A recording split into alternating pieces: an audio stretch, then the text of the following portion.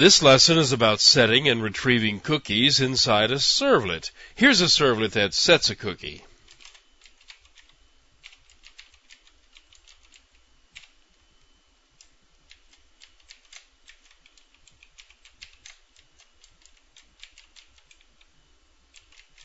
This is inside the regular do-get method of the servlet that's called when the browser makes a request for a page. These are the output statements that create the page. This block of code creates a cookie and puts it into the response object, so it will be sent to the browser once the browser retrieves the page for display. It all starts with the creation of a new cookie object. You give the cookie constructor two arguments. The first is the name that you want to assign to the cookie. This is the name that you can use to recognize it when it comes back. You also assign a value to the cookie. This is the tracking value. You can either specify what you need to know in this string, or if you really have lots of information to keep, you could use this as a key to a database record and store all the information there, whatever you happen to need. You set the maximum age to tell the browser how long it is to store the cookie in a number of seconds.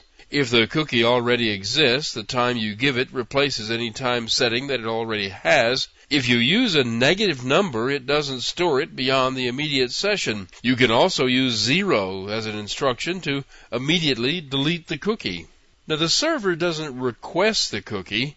It's sent automatically by the browser, but the browser only sends the ones that have a matching URL stored in them. The web browser will return this cookie to any request to this URL. This is a relative request, so any request for a page from this particular WAR file will cause this cookie to be sent along with it to the browser.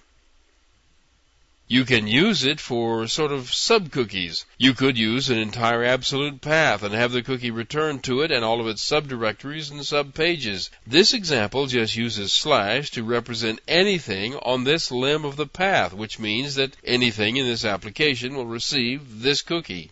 Once you have the cookie set up like you want it, you just add it to the response object. It will go out with a page that you're sending to the browser. And that's it.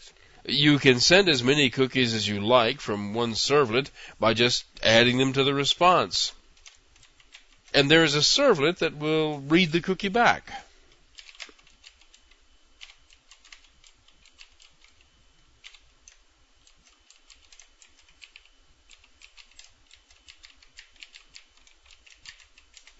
Now this servlet reads all the cookies that are sent to it. Remember, the cookies for this URL are automatically sent by the browser, so they reside in the request object that was constructed from the information that came from the browser. A call to the getCookies method returns an array that contains all of the cookie objects that were sent to the servlet from the browser. This array is stored in the request object, so you can get it any time you want it.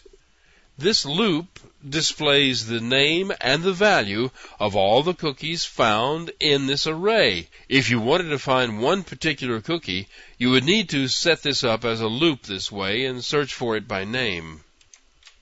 Here's what the page looks like that sets the cookie.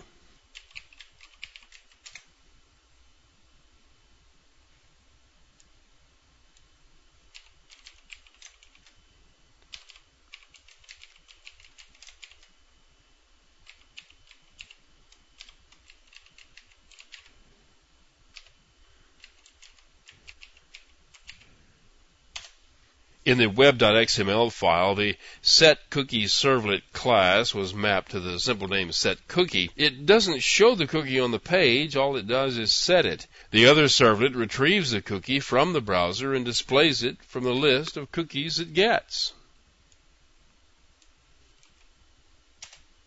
And there it is.